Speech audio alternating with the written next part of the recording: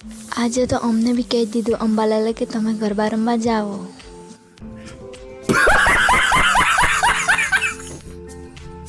So hello મિત્રો, આજે અમે જવાના છે નવરાત્રિ રમવા. તો નવરાત્રિ રમવા જવા માટે હું રેડી થઈ ગઈ.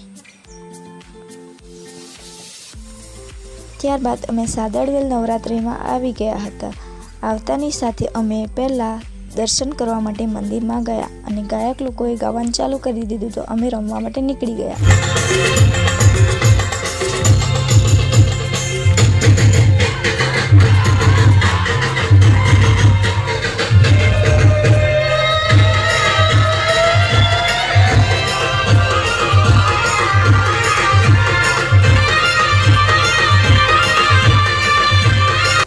પછી હું ઘરે આવીને મને ભૂખ લાગી હતી તો હું ઢાણી ખાવા માટે બેસી ગઈ ભૂખડની જેમ.